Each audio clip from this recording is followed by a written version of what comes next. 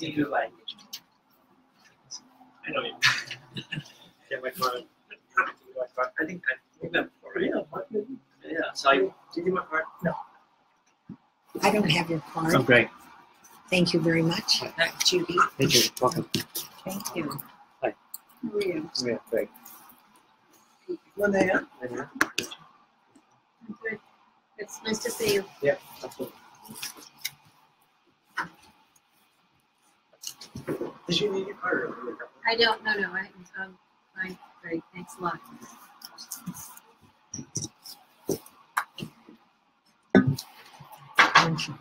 Yeah. Or we can also move up. But we can move this one. Oops. I think it's just open on pinch. Just there. That's better. Thank you. So, thanks everyone for coming in. So let me. We have about 45 minutes. 45 minutes. Right? So let me talk a little bit about what the format is going to be. We're going to start off with just kind of a quick introduction. So if you could say your name, where you live, and what your opinion is on the topic, and then I'll have Max. He'll write some of the topics, some of the issues that come up on the board, and then we'll have kind of like a round table discussion about that. Okay. So why don't we start with you? Lily Molina. Yeah, I'm with the League of Women Voters, but I also live about 5 minutes walk from me. Awesome. And what's your? I'm supporting the job. Okay. That's what Okay. I'm Carol Lamont, long-term resident. Come on, have a seat. Long background in developing, financing affordable housing. And Okay. very supportive of the original version. We'd like to sit maybe back there, or we can maybe sit in this chair anywhere. Can't go back. Maybe everyone can move down. Yeah. Is anybody sitting next to you? No, you want to? Let's all slide down. Why don't we just move down? That's what I. Or you could step all over it there. Doesn't want to join the meeting? Yeah, this is We interrupted you. Did you have anything else to say? Just very supportive of the original version. Why don't you go back and pick up on Okay, please go ahead. Just quickly introduce yourself, say where you live, and talk about what your opinion is on this topic. my name's Tanaka. I live in South Carolina. From the North. I'm here representing the League of Women Voters because we submitted a letter on the housing overlay. We support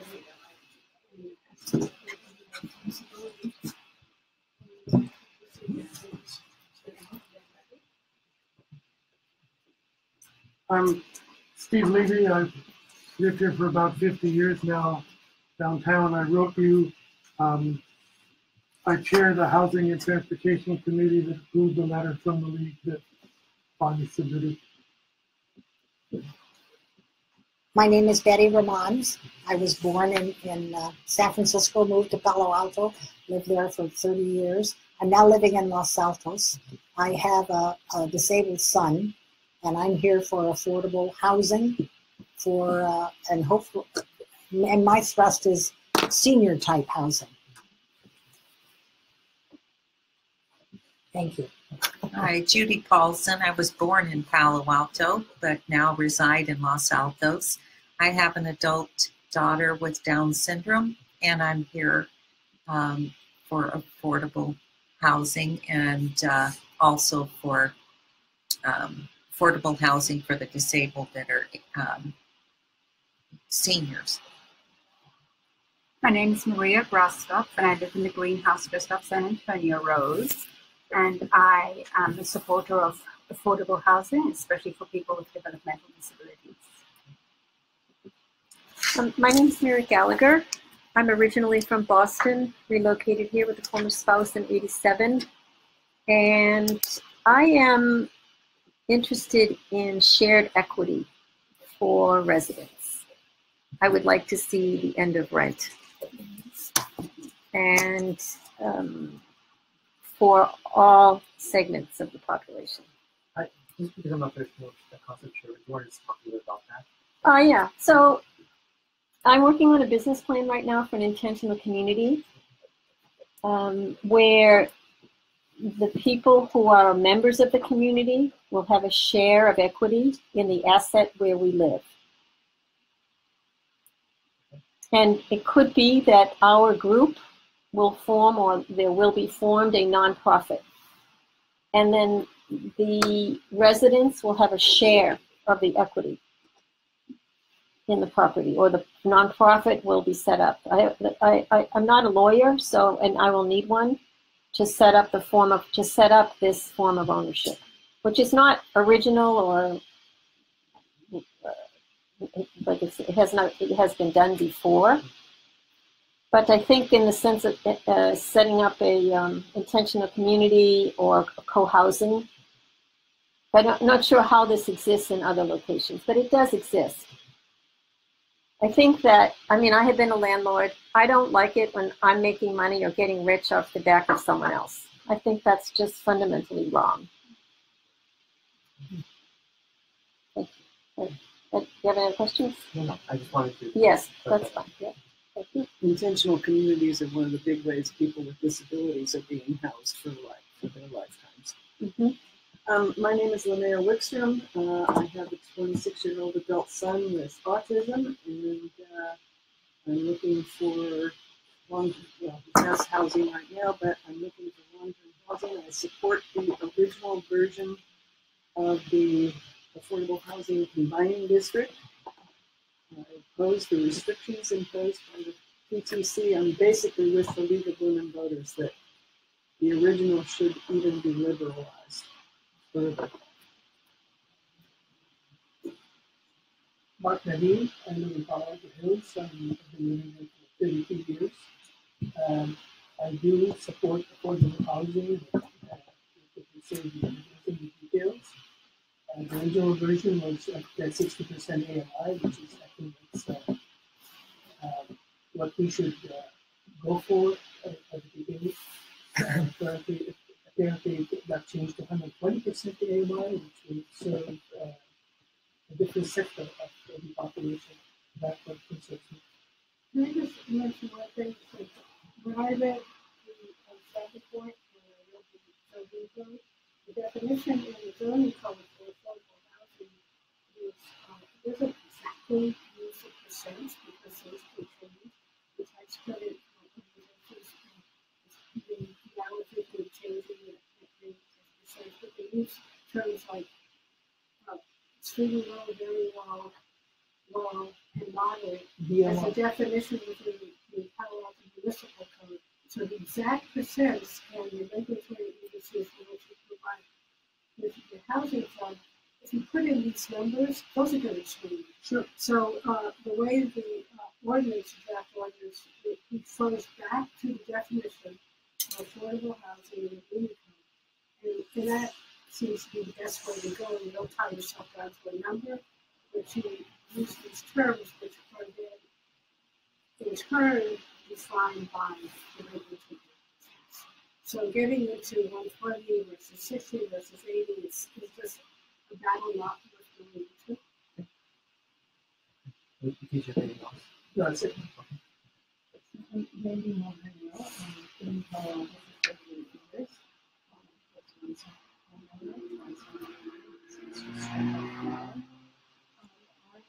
I wanted to find out the foundation and rent that the rent is.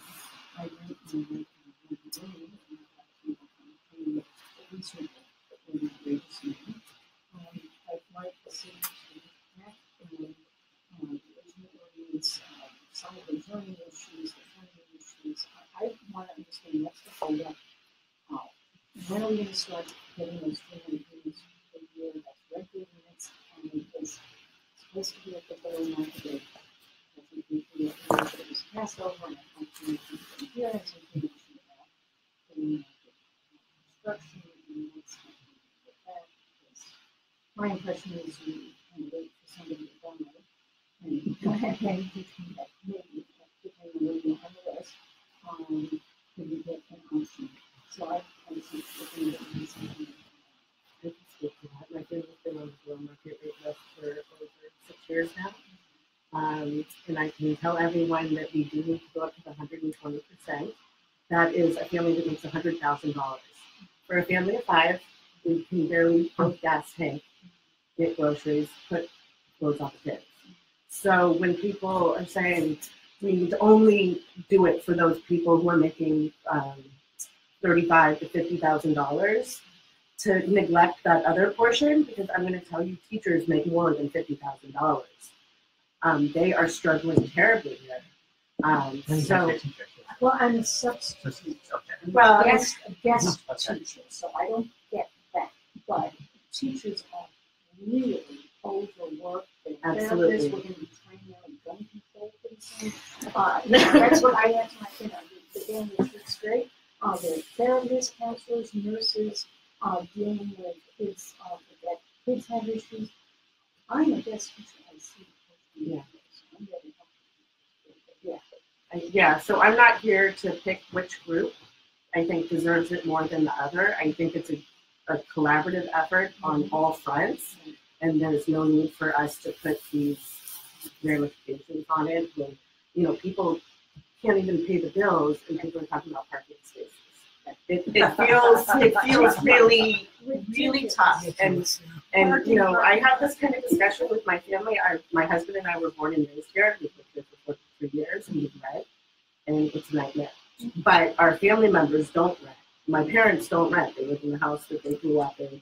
But it's hard to explain to my father, hey, we're really struggling because he doesn't get it. He's not in that world right now. So I get that people don't understand the full range of who's suffering. This community has a lot of welcoming to show you. Simple. That's it. Just make it happen. Help one another. It should be a no-brainer.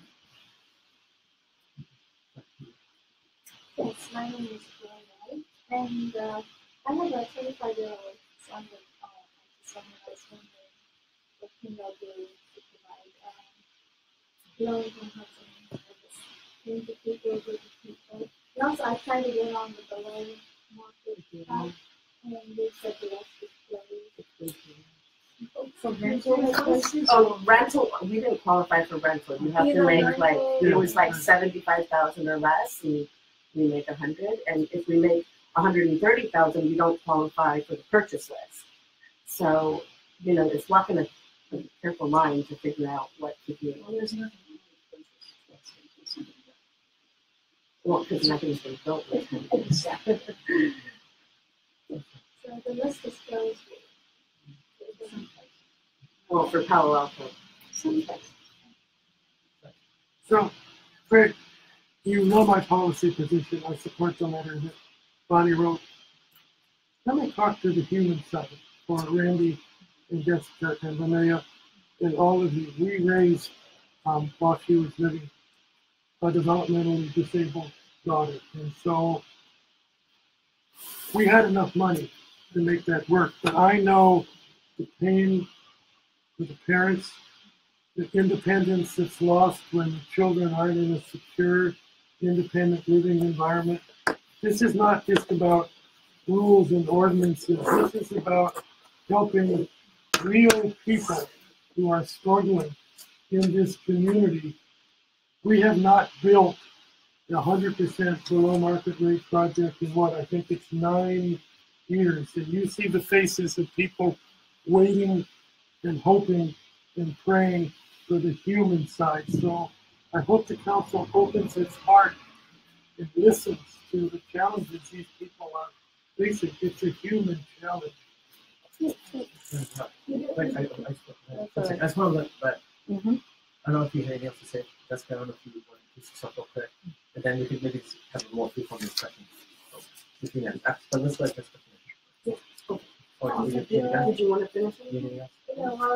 I was just wondering, so what can we do,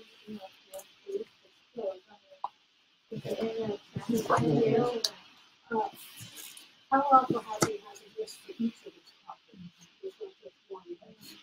So you might want to explore that further. And I just want to say, I do wear a leaf when you notice that, when they take off.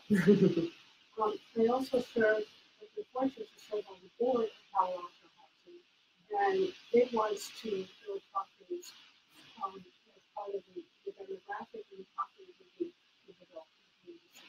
That's one of the things that we need to.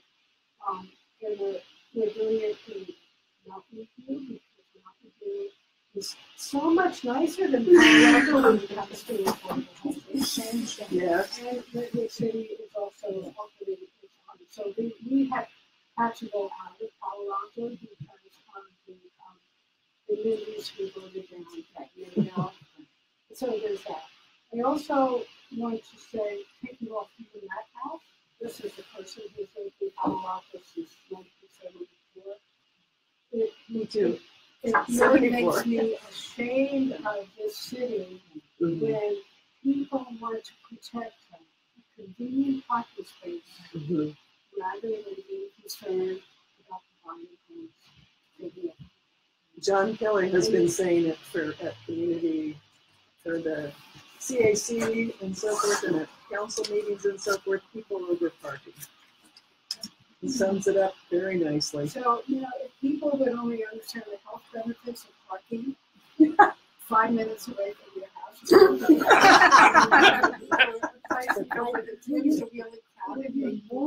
anyway, there's a lot, I could go on and on about that, but just as a councilor, I just want to give you human being. Okay, so I know that it's few people to speak, but let's finish off. I think I kind of introduced myself. I spoke earlier. Maybe just say where you live so that people I live over off East Meadow.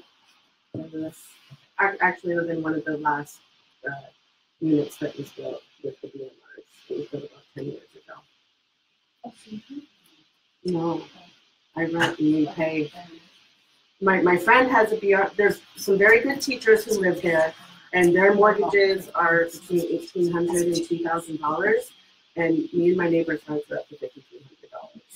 So they make the same amount of money as my family, but you can see that it makes it able for them.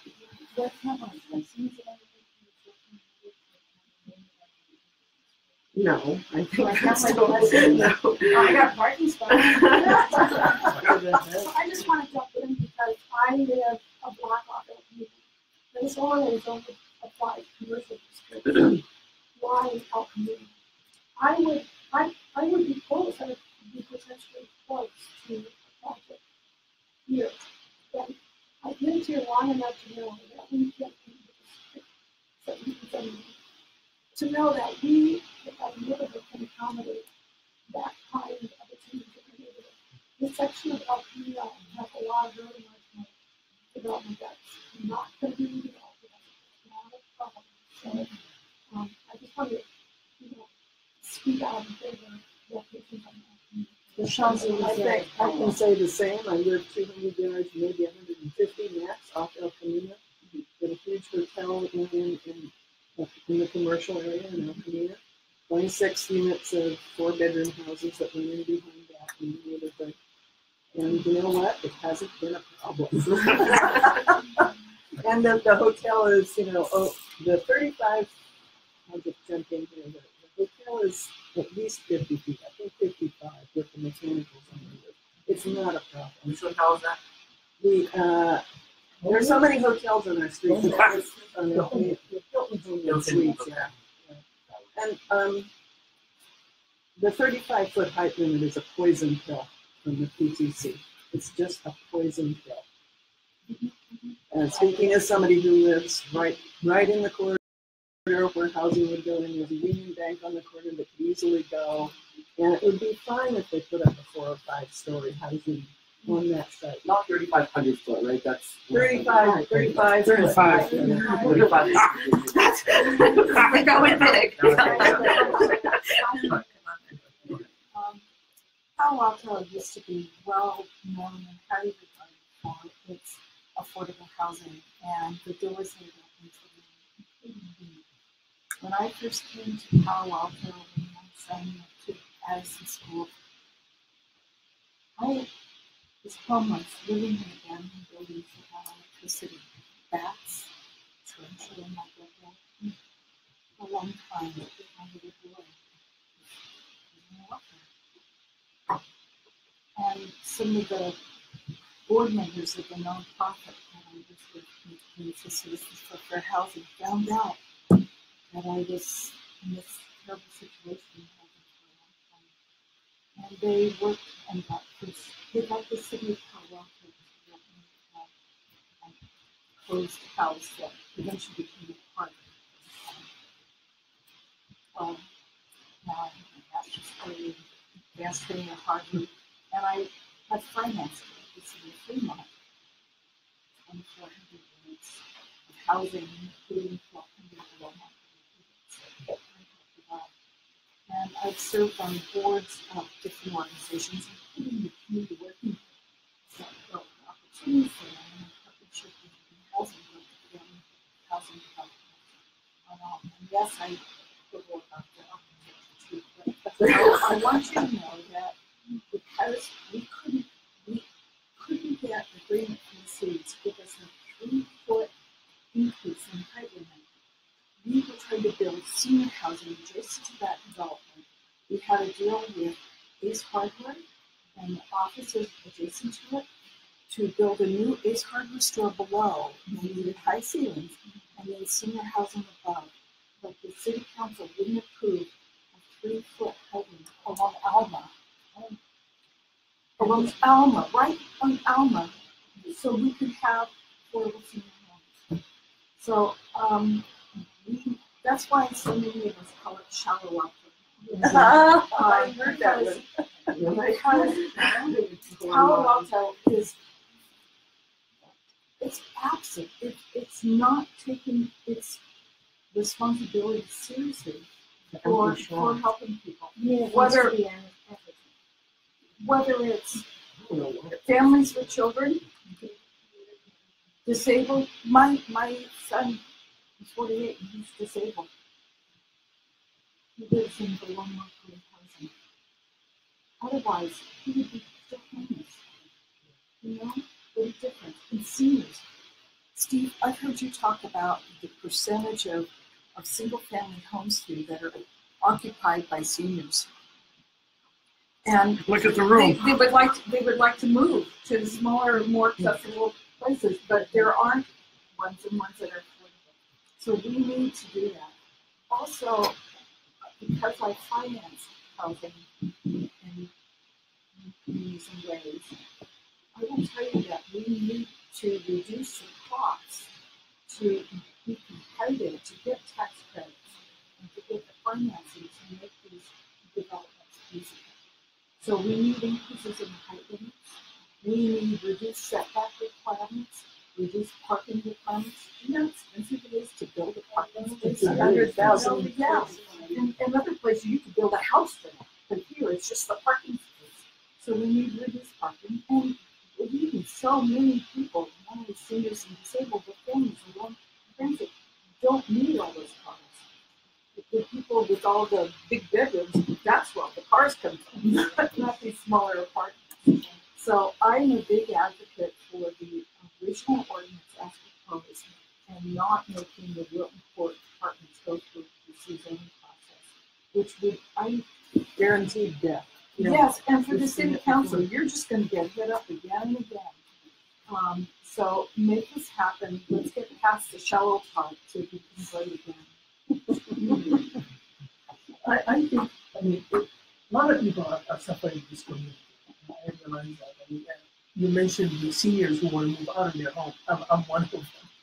I can't go anywhere. I like to live in Palo Alto, but there's no place to go. So I'm staying in my house with the maintenance and stuff that I have to handle. Anyway, so what we need is more granularity in this ordinance that would address all segments of society. I mean, if we have a building for the disabled, we don't expect it to need that much parking. Building for a teacher or something, there should be some parking because people who are fully employed, although they don't, they are the income level is low, they will need a car. So there should be some let's say maybe 20% will need a car. So we need to have some different segments of these developments, affordable housing developments. Well, I'm not sure we should be thinking about cars. I think we need to keep it simple, housing for people, and beef up public transportation, even for teachers, shared cars, subsidizing Uber, or partnering to get teachers to work. I mean, there are some other creative options rather than one woman, one car on the road. I mean, I'm driving to Woodson every day, and it's one person per car, and there's hella traffic and accidents, and it's scary. I do not want to be But RPP too is one thing that City of Palo Alto tends to be very slow about giving RPPs into the Ventura neighborhood in particular in the case of Guilford Court. But there's a rather obvious thing that could be done to ameliorate some of the parking issues. Oh, yeah. Yeah, so I want to say one last thing about parking, and that is that my son lives in a building for people with developmental disabilities in Mountain View, and they've got what, like six parking spots for 26 apartments. And the only time that that parking lot is full is because the neighbors have wised up that there's always parking in that building. So just for a practical reason there. But I want to say is absolutely working there. Yeah, so including the staff that come in to support and the parking spot for the transit van and the parking spot for the property manager. It's all the 0.3 works without a problem. But I guess the broader point that I want to make is like when we moved to Palo Alto 8 years ago, I was so excited to move to the city of creative problem solving. And what I have encountered here is a city of creative problem listing. And it seems to me like every meeting, people just list new problems. And I wonder if it would not be more productive if we spend our time about if parking is a problem, if that is something that people are concerned about, how do we resolve this? Other than not building the building, because that doesn't resolve anything either. Isn't there a way that we can say, well, if the residents are worried, could we get them parking permits so that they could get their parking spot in front of their house? Could we make sure that an affordable housing place has bus passes, which will encourage people using public transportation? I'm thinking there are solutions to these problems, but we're not going to find them if all we do is list them. So that was my 2 cents. Now, that's what Mark said. When you use the word granularity in the audience, I like to substitute the word that use of what we recommended, flexibility. And that because clearly urban is citywide, in every land, location, every property is different. Characteristics, every affordable housing project is going to have different demographics. And so we recommended that there be flexibility, and the flexibility be given to the director of planning, who now has the authority to decide on a parking decision. Give the planning director the authority to be flexible about parking requirements, and about retail requirements, about the floor area requirements, all these development standards. Give that to the planning director, not to city council, because that just goes away and creates big costs for affordable housing. We talked about keeping the costs down so that the affordable housing developer can get the financing and really finish the project. If every time the city council puts in obstacles because they're listening to the people who want to protect their parking spaces, they're denying homes.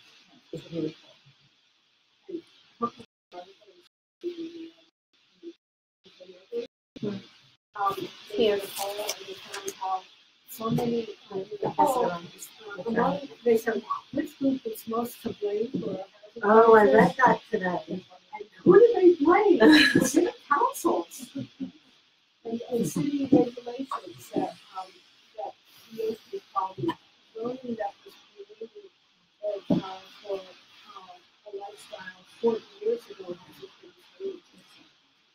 Did you have something you wanted to say? There were others. There were others that I just don't know where to add my 2 cents in this. So yes, the article was excellent, and so I just want to add a little bit more about my housing experience. So I was on the waiting list 7 years to get a studio at Alma Place. There's no sink in the bathroom. Okay, there are 107 units, or 6 or 7 units at Alma Place, and the residents are mixed. So some of them are the adults, right? We have adults with various, various. Disabilities is fine. I don't like this word. Special needs? Differently able. No, they are differently able because, we have one woman. She's a brilliant artist, right? We started to do art clubs, and so she's able to demonstrate her. And she also has a lot of serious mental issues. But her skills. So there's a lot of untapped talent among this community. And then when I talk about selling the art, or making some money off these things, my goodness, they can't make money off of this. So, and they have disability income, whatever. Anyway, but the main thing I want to talk about in this spot right now is that I came there thinking it would be transitional. Okay, and I'm on 4 years now because of no bathroom in the sink. There's no sink in the bathroom, and they are insufferably small. They are less than 300 square feet. So I recently was house sitting for a couple of weeks at a friend's place, and I realized how much sleep I wasn't getting at my home. After 2 weeks, I felt like a new person. And my doctor has written me a note, right, to say, look, I shouldn't be living there. And I was on a wait list at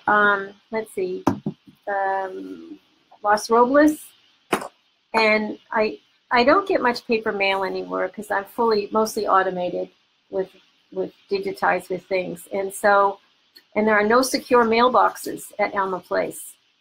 It's classified as a hotel, so residents cannot have a secure mailbox.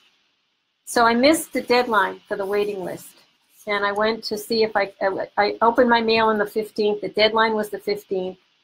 So I had an interview, which means there was a vacancy somewhere at the Arrastradero Apartments, and then I missed a deadline to be on the wait list at the Los Robles and scattered sites. Anyway, if you know these lists.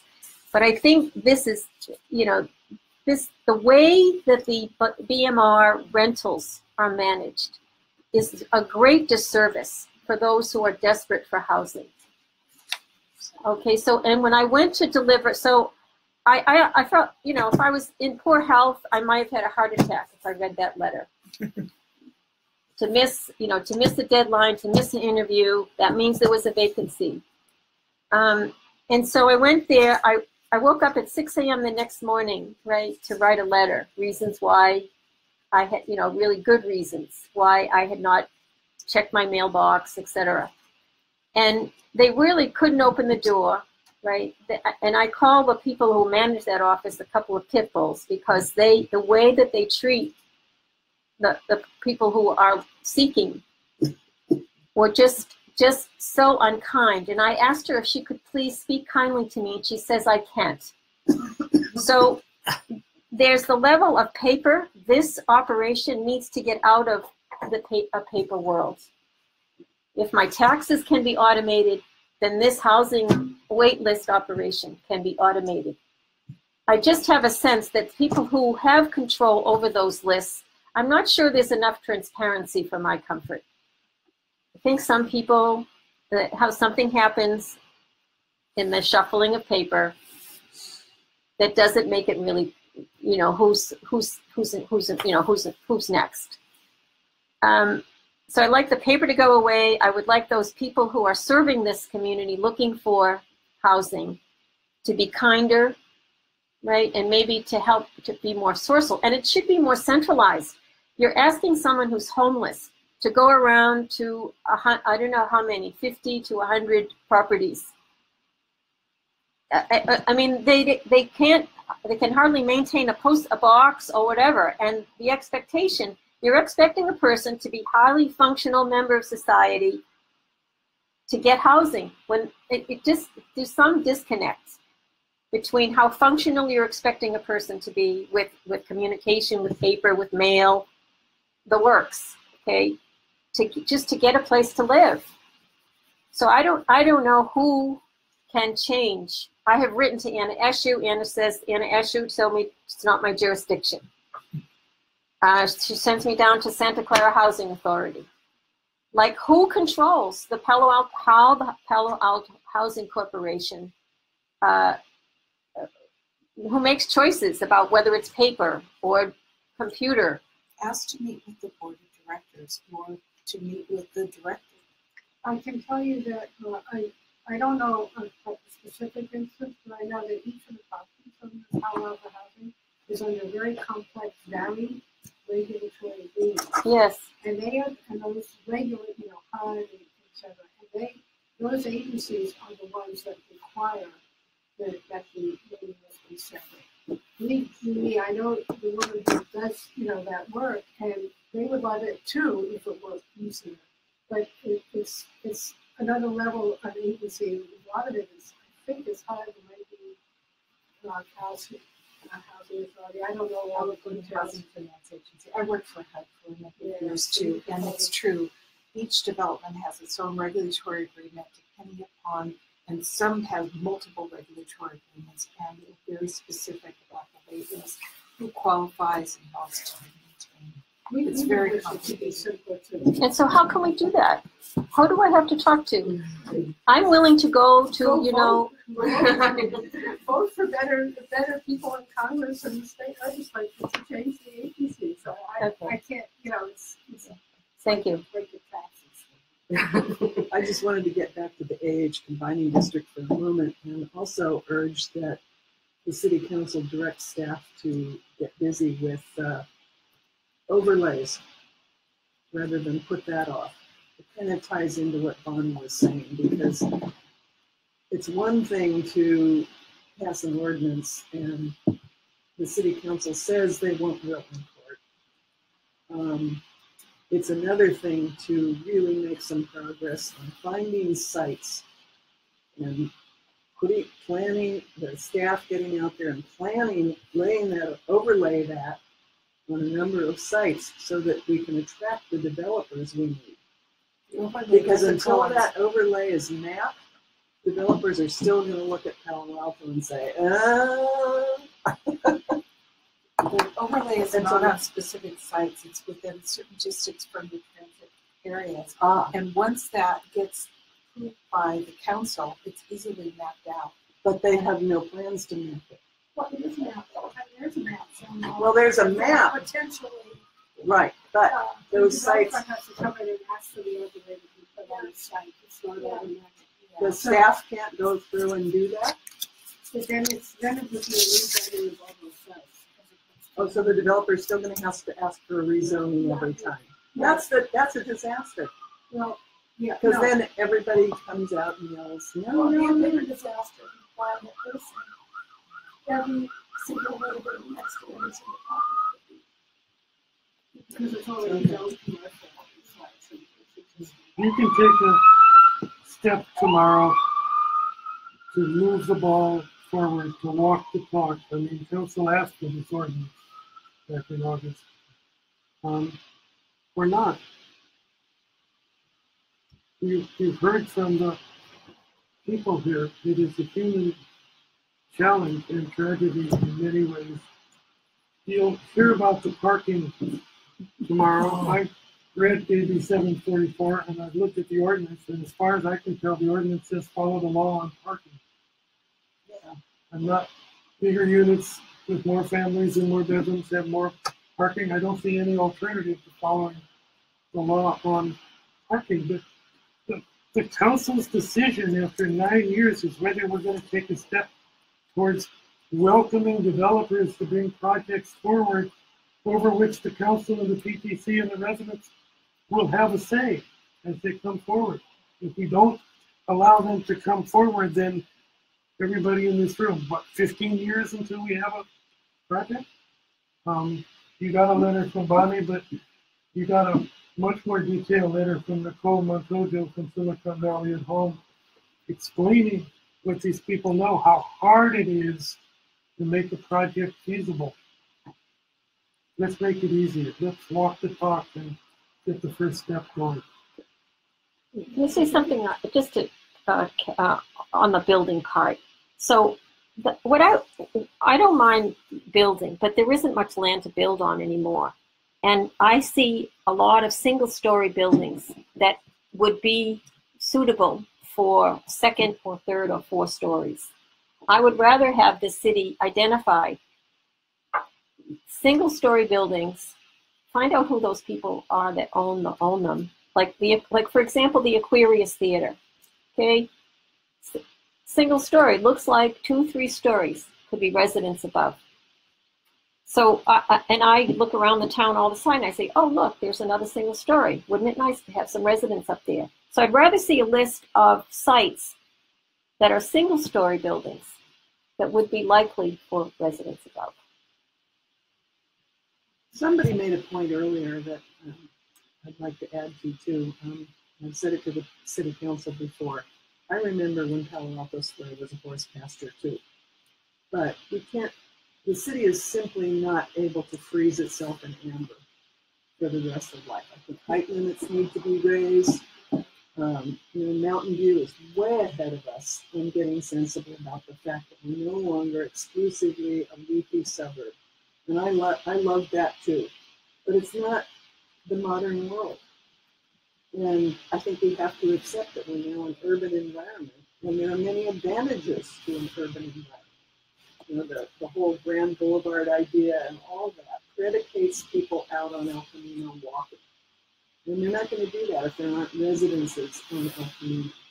If you haven't built up, if you've got a lot of little single-story things with a big parking lot and so forth, that idea will never happen. And granted, then you get the complications of do we require retail, which by the way, I would love to see retail waived, because that increases the expense and decreases the flexibility for any affordable housing to require retail, or even have the city council have to debate it every time for every development. But I think we ought to be building up these corridors because we are an urban environment. And when you do so, you have more density along these corridors. Then transit It will support transit, and it will help support retail where a developer can support retail. That's true. Because there'll be more foot traffic. Affordable housing developers are not in the retail business. It should not be anything that financing for. Because it creates more flexibility. So even though we'll be closed, not closed more in life, that is a good form of application. If people start asking more questions about that project, it's really not on the table. We should be asking questions about it. But having retail in that space makes absolutely no sense. The retailers are now, one of them is closed, and nobody goes to the other one. How often do you buy a vitamin? It's not really reasonable. Oh, I Yeah, so we are at 3:45, 3:46 actually, so we're running out of time. Is there any last words about this before we just one thing. I like this Grand Boulevard idea, and maybe to take some examples from Boston. They have Commonwealth Ave, and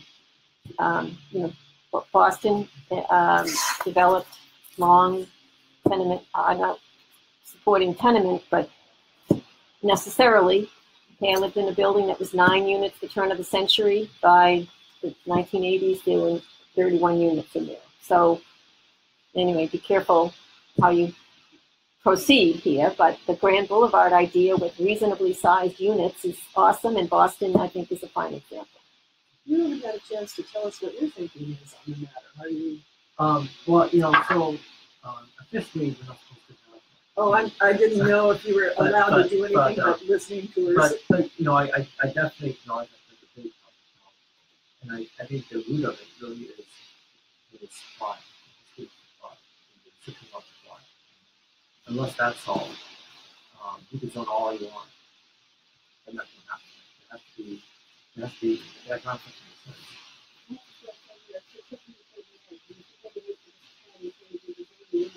Oh, you can go. So, but Yeah, the doors aren't going to open without proper zoning. Yeah, a lot of council members who get up there all the time about other issues as related to not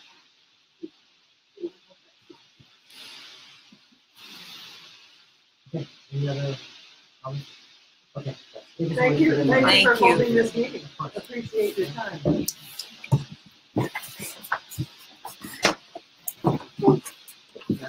I guess there's a reason they didn't. No, I was sitting under that and I moved over thinking I'm gonna forget it's there. And then I forgot when you sat there. Look at that. See if I can wait a second. You should move the table down. Nice to meet you. Keep on going.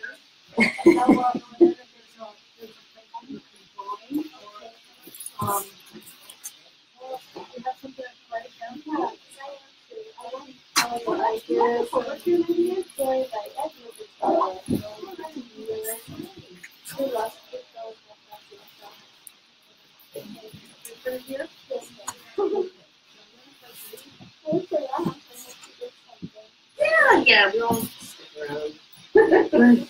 We don't have any other choice. All my family is here. I think I don't always know where which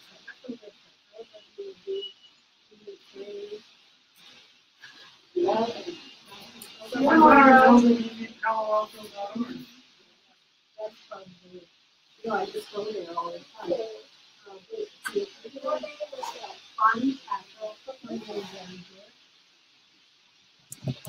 Or if you have an email, Yeah, I'll give you that's what I do. I just go to